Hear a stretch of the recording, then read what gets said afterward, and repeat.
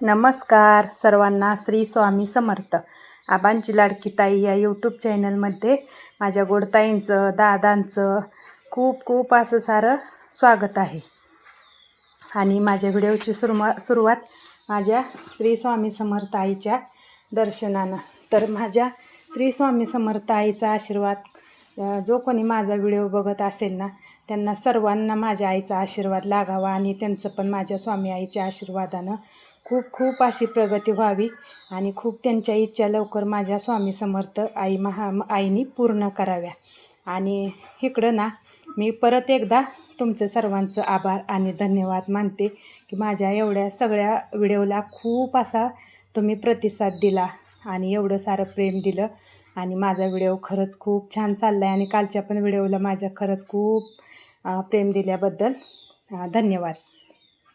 तर माझा ना आज व्हिडिओ काढण्याचा मुद्दा तुम्हाला सांगते आणि खरंच खूप खूप आनंदाची गोष्ट आहे बरं का आजची. तर आणि माझ्या स्वामी आईच्या आशीर्वादानंच मी तुम्हाला आज विचारते की खरंच मला तुमच्या सजेशनची गरज आहे की माझ्या ताईंचं दादांचं ज्यांचं कोणाचं घर पूर्ण झालं असेल ना, त्यांना खरं नक्कीच आयडिया असते आपल्या घराबद्दल की आपलं किचन कसं असावं, बेडरूम कशी असावी, हॉल कसा असावा, बाहेर पोर्च कसा असावा आणि टॉयलेट बाथरूमचं कसं असावं, आपल्या घराचं समोर झाडं लावायचं, अंगणाची झाडं आपण लावतो ना ती कशी असावी, म्हणजे प्रत्येक गोष्ट त्यांना अनुभव आलेला असतो. आणि ज्यांचं नवीन आहे ना त्यांना खरंच अनुभव नसतो.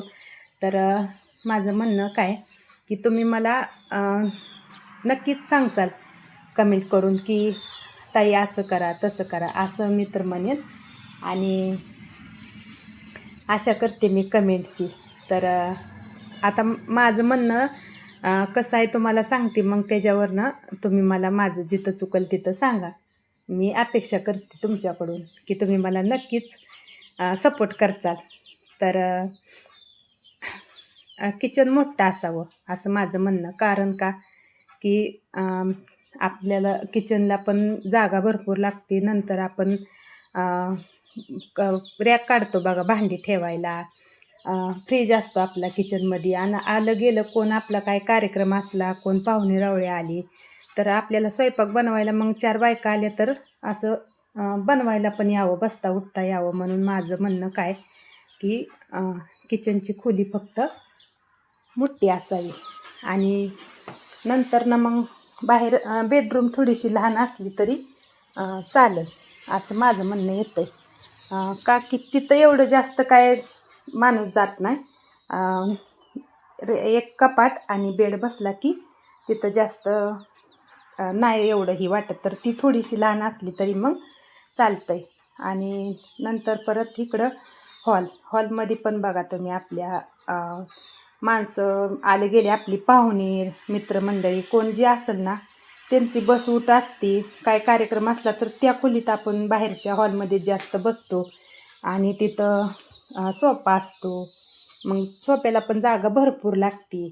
आणि नंतर मग बाहेरचा पोर्च, तर पोर्च पण मोठा असावा पसरून, असं माझं म्हणणं येतं की तिथं पण असं बसायला उठायला म्हणजे असं दररोज आपण 4 माणसं घरात असतो त्याचं काहीच वाटत नाही. पण ज्यावेळेस आपल्या घरात कार्यक्रम असतो ना त्यावेळेस मग मात्र वाटतं की थोडं मोठं असतं तर बरं झालं असतं असं वाटतं. आणि आता महत्त्वाचा मुद्दा काय राहिला तर आपलं देवघर. मग देवघर कसं असावं, अशी देवघरासाठी स्पेशल अशी देवघराची खोली असावी की असं किचनमध्ये. माझं म्हणणं काय येतं की आता बघा स्वामी आईंची मंदिरं निघाली, ती एवढी छान आहे ती की स्वामी आई पाठीमागं बसलेली, त्याच्यामध्ये लाईटिंग पण लागते आणि थोडासा कट्टा केला आणि त्याच्यावर देवघर मांडलं की छान वाटतंय. माझं म्हणणं तसं असावं. तर तुमचं म्हणणं कसं येतं आहे ती मला सांगा, म्हणजे तुम्हाला कुठलं योग्य वाटतंय. आणि मला काय वाटते की आपण ना आत बाहेर करत असतो, काम करत असतो, परत किचनमध्ये स्वयंपाक बनवतो आणि जास्त आमच्यात ह्याचं पदार्थ तर जास्त बनतच नाही तर घरात. म्हणजे काय म्हणायचं त्याला, ह्याचं नॉनव्हेजचं व्हेजच असतं. म्हणजे व्हेज नॉनव्हेज म्हणण्यापेक्षा मी आपल्या साध्या सोप्या भाषेत बोलते तुम्हाला की वशाट. आमच्या इकडं असं बोलतात की वशाट. तर त्याचं काय जास्त आमच्या घरात बनत नाही, त्यामुळं त्याचा काही विषय नसतो. असतं पण मुलगा खातो फक्त आणि मिस्टर खाते, तर मी तर काही खात नाही. त्यामुळं त्यांना कधी ती बाहेरच खाते, ती मला जास्त करता पण एवढं व्यवस्थित येत नाही, त्यामुळे त्याचा काही विषय नसतो. मग माझं म्हणणं ह्यात काय आहे की उठता बसता स्वयंपाक करताना, काम करताना, किचनमध्ये इकडं तिकडं करताना सहज आपलं लक्ष आपल्या देवघराकडं जातं आणि सहज बघितलं तर आपल्या स्वामी आईची मूर्ती आपल्या डोळ्यासमोर उभा राहावी आणि आपलं स्वामी आईची मूर्ती दिसली की आपलं मन पण बघा तुम्ही प्रसन्न होतं आणि नामस्मरण घडावं आपल्याकडून.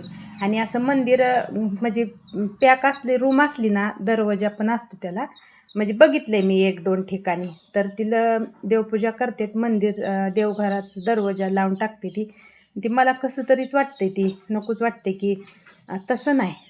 देवाला पण करमत नसतं ना तसं एकट्याला कोंडून ठेवलेलं. तर असं मला वाटतंय की देवाचा पण आपण कसं घरात सहवास करतो, कसं वावरतो, तसं देवाने सुद्धा आपल्या घरात वावरलं पाहिजे. देवाचा स्वामी आईचा माझ्या सहवास माझ्या घरात झाला पाहिजे असं मला वाटतंय. आणि तर त्याच्यासाठी मला असं देवघरच छान वाटतंय. तर तुम्हाला कसं वाटतंय ते पण मला तुम्ही सांगा. आणि दुसरं आणखीन एक बाहेरचा प्रश्न सांगू का, की माझी स्वामी आईच्या चरणी प्रार्थना आहे की वटवृक्षाचं झाड, आणि आता बघा मी नेमप्लेट मोबाईलवर बघितल्या तर त्या नेमप्लेटवर आम्ही स्वामींच्या घरामध्ये राहतो आणि खाली आपलं नेम असतं, तर तसं नेमप्लेट स्वामी आईच्या इच्छेनं घरावर बसावी अशी माझी तर इच्छा आहे. मग माझ्या आईच्या इच्छेपुढं माझं काहीही चालणार नाही, ही तर मी हीच म्हणेन तुम्हाला. आणि नंतर मग बाहेर परत म्हणजे कसं असतं, आता इंजिनियरला द्यायचं म्हणल्यावर असं उक्तच देते बघा. सगळं ती करून देते ते आपल्याला, आपण काहीही बघायचं नाही. मग आपण स्वतः करावं, मटेरियल ही आणून किंवा करायला द्यावं. कुठल्या कामाला जास्त क्वालिटी राहते ही पण अनुभव असेल तुम्हाला, तर ती पण मला सांगा. आणि दुसरी गोष्ट, सगळं क्लिअर करायचं म्हणल्यावर वेळ तर लागणारच आणि काम पण तसंच छान झालं पाहिजे.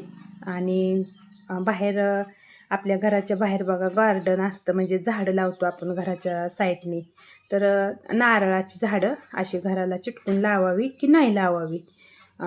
कारण का माझं म्हणणं काय, इकडं पाया खांदला कॉलम उभा राहिला आपलं, थोडे एक 5 फूट 10 फूट भिंतवर गेली की लगेच झाडं लावायची नारळाची, म्हणजे ती मोठी होते ती, असं माझं म्हणणं येते. मग ती पण चालते का? कोणाचं म्हणणं येतं मुळ्या खाली बांधकामाच्या पाया जाते त्या, असं म्हणते ती. मग आपल्याला ती काही जास्त माहिती नाही, तर ती पण मला तुम्ही सांगा. आणि खरंच बरं का तुम्हाला सांगते मी मनापासून एवढा आनंद वाटतोय ना, आणि एवढं भारी वाटतंय मला तुम्हाला सांगताना पण.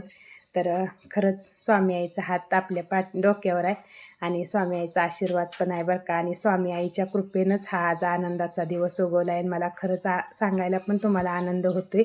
आणि जास्त दिवस काय नाही लागणार, मी लवकरच ह्याचा व्हिडिओ का बनवला आहे तर आपल्याला माहिती पाहिजे म्हणून बनवला आहे.